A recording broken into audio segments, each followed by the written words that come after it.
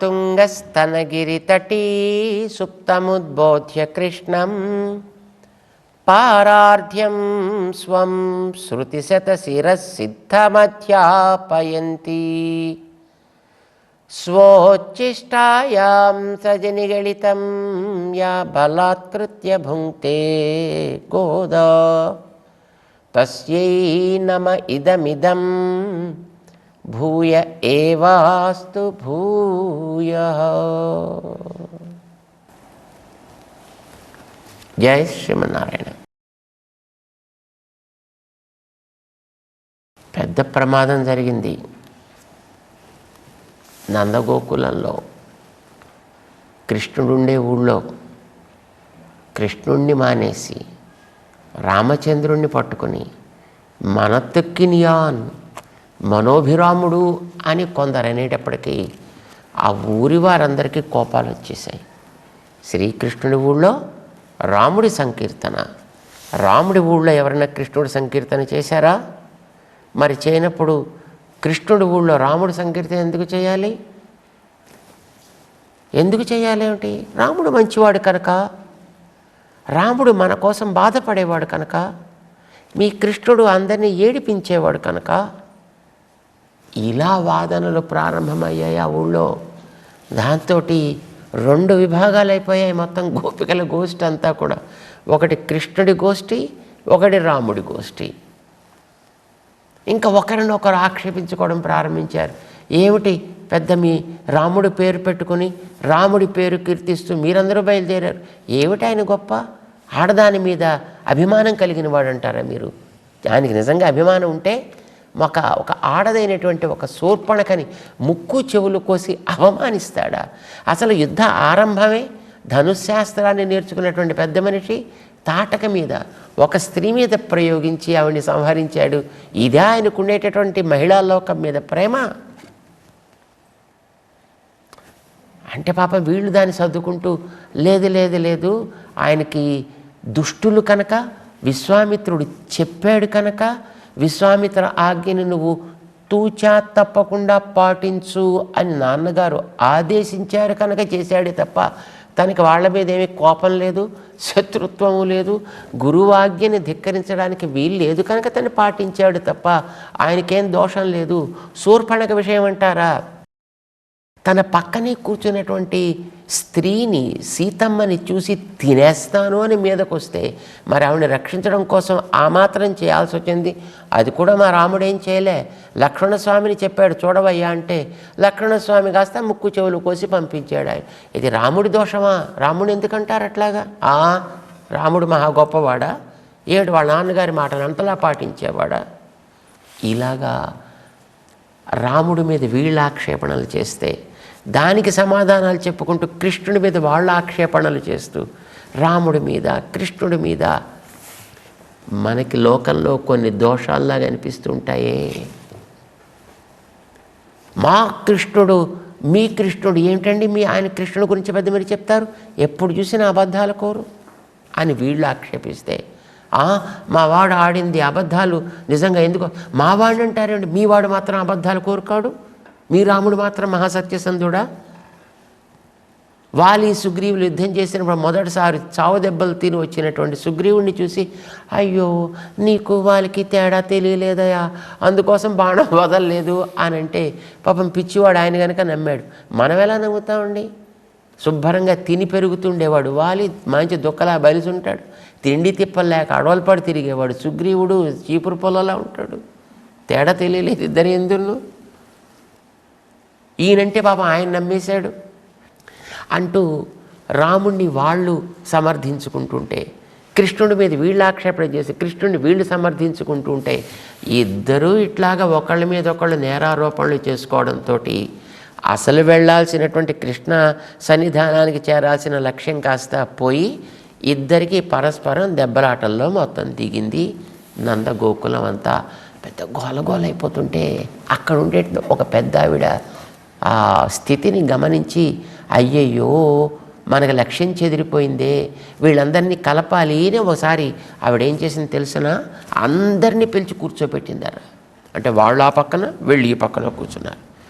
కూర్చుంటే వాళ్ళందరికీ ఎవర్రా మీ అందరికీ నేను ఒక కథ చెప్తా అని ఆవిడ చెప్పడం ప్రారంభించిందన్నమాట.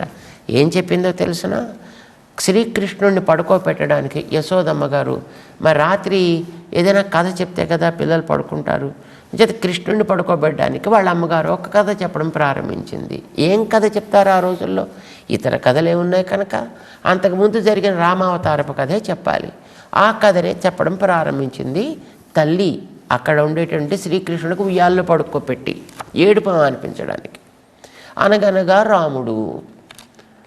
రాముడి భార్య సీతమ్మ తల్లి మాట కోసం, తండ్రి గారి మాట కోసం అని వీళ్ళిద్దరూ కూడా లక్ష్మణుడితో కలిసి అడవికి వెళ్ళారు.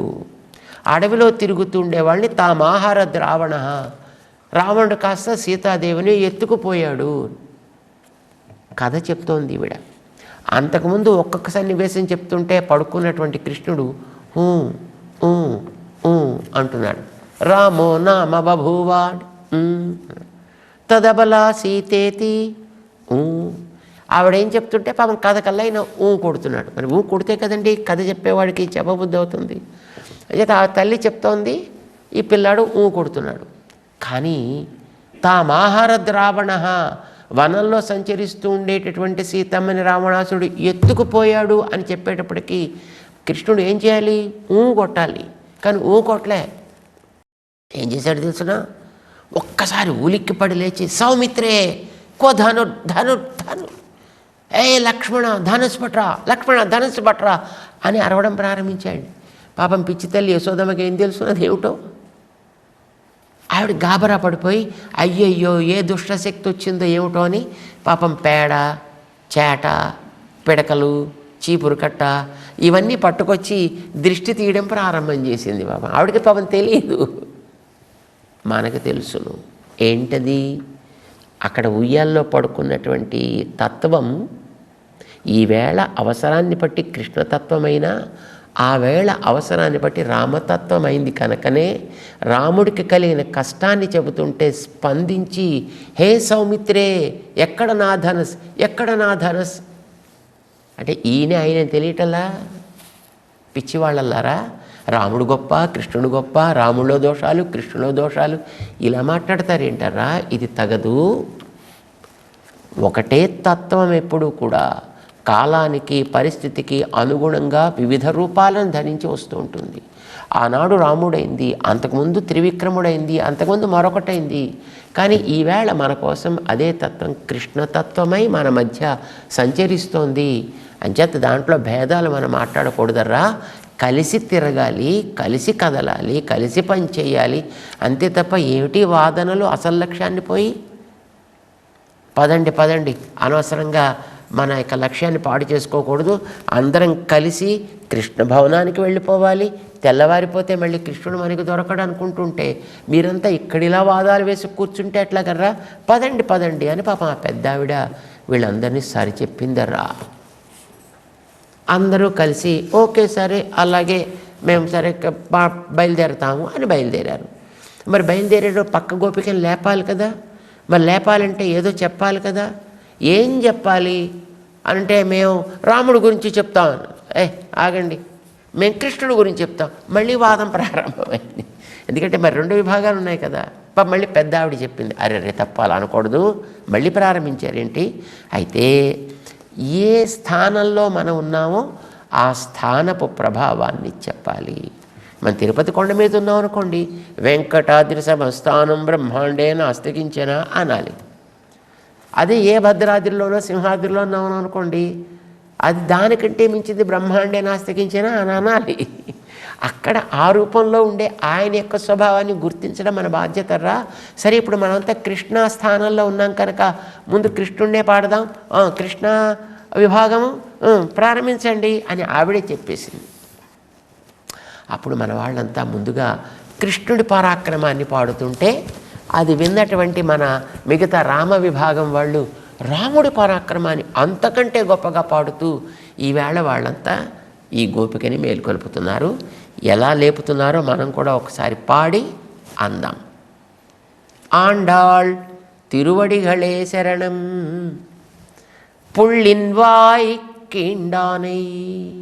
కృష్ణ విభాగం వాళ్ళు అన్నారు ఈ మాటని. వెంటనే రామ విభాగం లేచారు. పొల్లావరక్కనై కిళ్ళి కళందానై.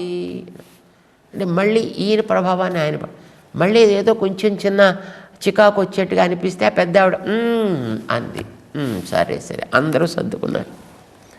కీర్తిమై పాడిపోయి பிள்ளைகளெல்லாரும் பாவை களம்புக்கார் வெள்ளி எழுந்து வியாழம் உறங்கிற்று புள்ளும் சிலும்பினகான் போதறி கண்ணினாய் குள்ள குளிர குடைந்து நீராடாதே பள்ளி கிடத்தியோ பாவாய் நீ நன்னாளால் கள்ளம் தவிர்ந்து కలందు ఏలోరెంబావాయ్. అందమైనటువంటి మేల్కొల్పు లోపల గోపికకి. మొట్టమొదటి ఏమన్నారు? పుళ్ళిన్వాయ్ కేండానై. మా కృష్ణుడు ఎంత గొప్పవాడు తెలుసునా? ఇంకా 5-6 ఏళ్ళు నిండలా.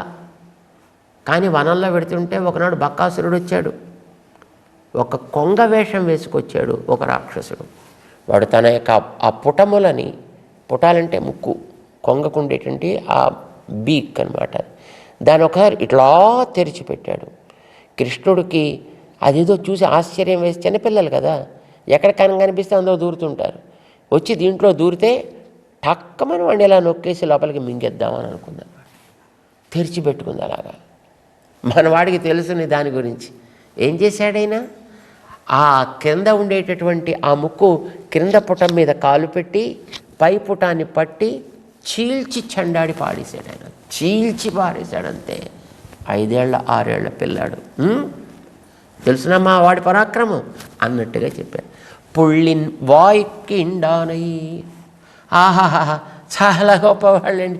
చీల్చాడట. చీల్చడం అంటే ఇలా పట్టుకొని ఇలా తీయడం కదా. మావాడు చూడండి ఏం చేశాడు?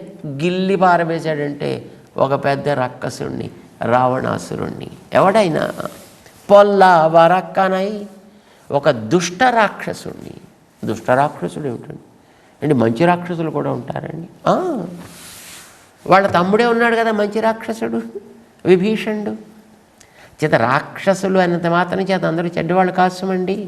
మంచి రక్కసులు ఉంటారు, చెడు రక్కసులు ఉంటారు. అది ఒక జాతి.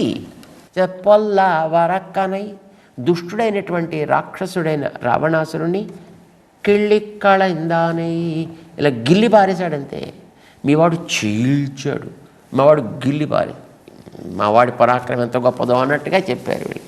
రాముడు గిల్లి పారేసేటండి. పాపం ఎంత కష్టపడ్డాడో ఆయన. మధ్యలో ఆయన బాణాలు వేస్తే ఇంద్రజిత్తు బాణాలకు ఒకసారి గురయ్యారు, రావణాసురుడి బాణాలకు ఒకసారి గురయ్యారు. పాప ఆంజనేయుడు వెళ్ళి సంజీవుని పట్టు రావాల్సి వచ్చింది. గరుత్మంతుడు వచ్చి ఇంకోసారి ప్రాణాలు పోయాల్సి వచ్చింది. ఎన్ని కష్టాలు పడ్డారు ఏం కదా. అగస్త్యుడు వచ్చి ఉపదేశం చేయాల్సి వచ్చింది. ఏం గిల్లి బారేసేటండి ఆయన. నిజంగా అలాగనే చేశాడు ఆయన. 3 సార్లు రావణాసురుడు దొరికాడు రామచంద్రుడికి. అసలు మొదటిసారి యుద్ధంలో కనిపించినప్పుడే వాడి యొక్క ధనస్సుని, బాణాలని అన్నిటినీ వెరక్కొట్టి పెట్టేసి ఏం చేయడం చేతకాక నిలబడితే, పోయా ఇంటికి ఇలాంటి వాటితో వచ్చావేమిటి, మంచివి తెచ్చుకొని రా, మళ్ళీ రేపొద్దున చూపిస్తా రాముడు అంటే ఏమిటో అని గచ్చ అనుజానామి రణార్దితత్వం అని పంపించాడు ఆయన. చేతనైన వాడు కనుకనే అలా పంపించగలిగాడు ఆయన.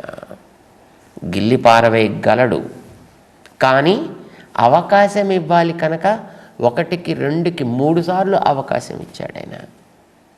చేతకా కాసుమా రామచంద్రుడి పరాక్రమాన్ని చెప్పారు. సరే, ఆ అవతారానికి తగ్గట్టుగా ఆ పని చేస్తాడనుకోండి. మనం ఇలాగ అనవసరంగా వాదులు ఆడుకోవద్దర్రా, వాడు గొప్ప వీడు గొప్ప అని అనుకుంటూను అని మళ్ళీ ఆ పెద్దవాడు వచ్చి మళ్ళీ కాస్త సర్ది చెప్పేటప్పటికీ సరే సరే సరే ఏం చేద్దాం మనం? కీర్తిమై పాడిపోయి ఆయన యొక్క కీర్తిని, కళ్యాణ గుణాలని పాడుకుంటూ మనమంతా వెళ్ళాలి. అసలు పాడటమే మనకి ప్రధానం అండి. ఇదే వ్రతం అండి వీళ్ళకి. నామ సంకీర్తనమే ప్రధానం. తమాషా తెలుసునా? నాస్తికులకి భగవంతుడి గుణాలే కావండి, వాళ్ళు దాన్నే పాడాలి. అయితే వాళ్ళు చెడు భావంతో పాడతారు. ప్రేమించిన భక్తులు భగవంతుడి గుణాలనే పాడతారు, వీళ్ళు ప్రేమతో పాడతారు. అందరికీ అవే ఆధారం సుమండి. రాముడి కళ్యాణ గుణాలే రావణాసురుడికి ఆధారం అయ్యాయి. శూర్పణఖకి ఆధారం, మారీచుడికి ఆధారం అయ్యాయి, ఋషులకి ఆధారం అయ్యాయి, అయోధ్యాపర జనులకి ఆధారం అయ్యాయి. వీళ్ళకి వాళ్ళకి ఏమిటి చివరికి కోతికి, కొండముచ్చుకి, ఎలుగుబంటికి, ఉడతకి కూడా అవే ఆధారం అయ్యాయి. రైట్? ఆటవి కూడా గుహుడికి, శబరికి కూడా అవే ఆధారం అయ్యాయి. కళ్యాణ గుణాలు అనేవి మంచి చెడు అనేది అందరికీ అవే ఆధారం కనుక ఎవడైనా వాటిని పట్టుకు పాకులాడాల్సిందే, ఒకడు అనుకూలంగా ఒకడు ప్రతికూలంగా. చూడండి, ఆస్తిక దర్శనాలు, నాస్తిక దర్శనాలు అంటుంటారు. ఇవన్నీ వేదాన్ని పట్టుకు పాకులాడేవి. వేదం అనేది అందరికీ ఆధారం. అయితే వాడి భావన నాస్తిక భావన, వీడిది ఆస్తిక భావన. తేడా భావనే తప్ప అందరికీ ఆధారం అయితే అదే. కీర్తిమై పాడిపోయి ఆయన యొక్క కళ్యాణ గుణాలని పాడుకుంటూ వీళ్ళంతా కూడా సాగుతున్నారు. సాగుతున్నారంటే వాళ్ళంతా పిల్లలు కదా, మనం కరెక్ట్గా టైం చూసి వెళ్ళాలి. మనం అందుకోసం వెయిట్ చేస్తున్నాను. ఊరికే ముందెళ్ళిపోయి హడావుడి పెట్టకూడదు. అంటే వాళ్ళంతా కూడా పిల్లలరా. నీ అలా కాదోయ్, పిల్లగెళ్ళెల్లారు.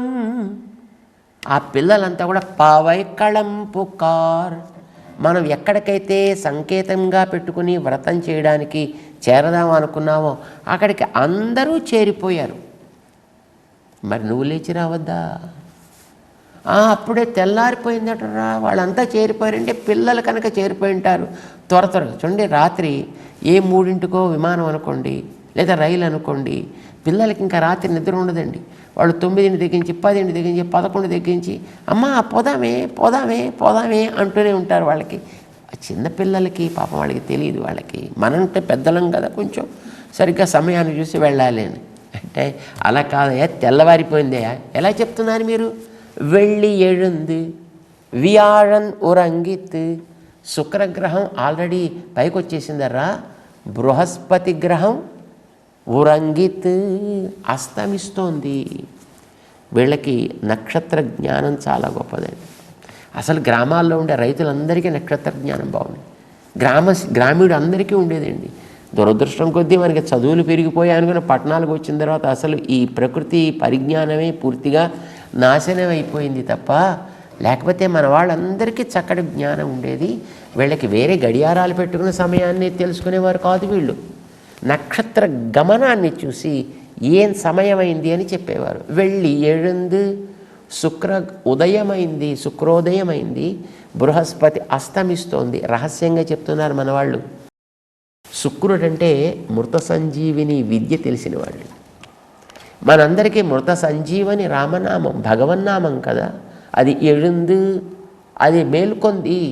మేల్కొన్నప్పుడే దాన్ని మనం ఉపయోగించుకోవాలి. వియాழన్ ఉరంగిత్, బృహస్పతి అస్తమిస్తోంది. బృహస్పతి అనేటంటే దేవగురువు, కానీ నాస్తిక మత ప్రవర్తకుడైన ఆ నాస్తికత్వము అంతరిస్తోంది. మృత సంజీవని ఉదయిస్తోంది కనుక మనం స్వామిని చేరాల్సినటువంటి సమయం ఆసన్నం అయింది, లేచి రావద్దా అన్నట్టు చెప్తున్నారు. రైట్?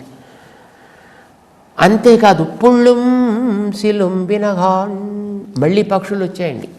మొదట గోపికలు ఇద్దరినీ లేపేటప్పుడు పక్షుల అరుపులు, పక్షుల మాటలు మనం విన్నాం.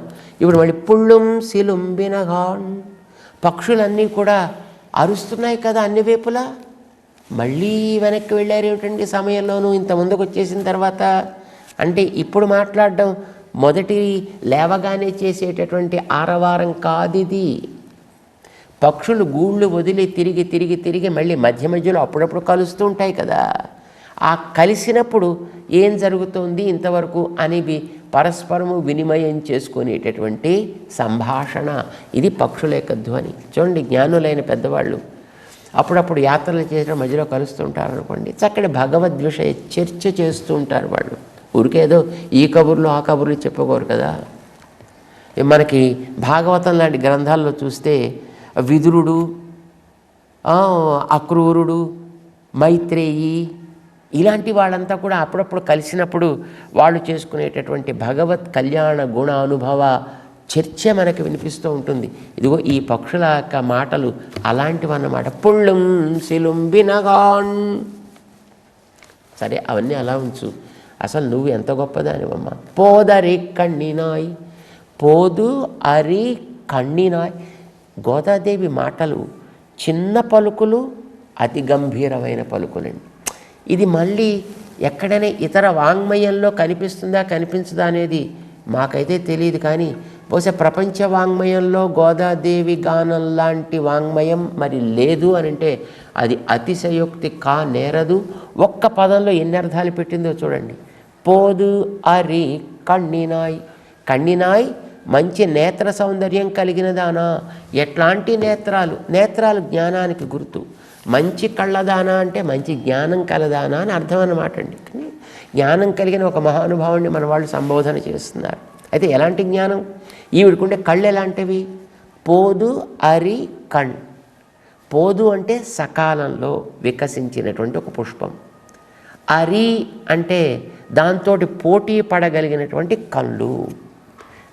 సమయానికి విచ్చుకుంటూ ఉండే మంచి విశాలమైన రేకులు కలిగిన చక్కటి కాడ మీద వచ్చినటువంటి లేత పుష్పము.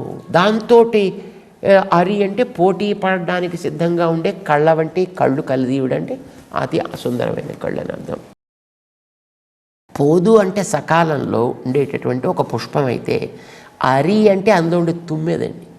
పుష్పంలో తుమ్మెద చేరి ఉంటే ఎర్రటి పుష్పం లేదా తెల్లటి పుష్పం, అందులో నీలి నల్లటి రంగు కలిగినటువంటి ఒక తుమ్మెద చేరితే అది చూడ ముచ్చటగా ఉన్నట్టుగానే ఈవిడ నేత్రాలు కూడా అట్లాగా అతి సుందరమైనటువంటి ఇది పుష్పము, మధ్యలో ఉండేటటువంటి ఆ నల్లగుడ్డు, అందులో చేరినటువంటి ఒక తుమ్మెద అయితే అది ఎలా ఉంటుందో అట్లాంటి నేత్రం కలిగిన ఆమె.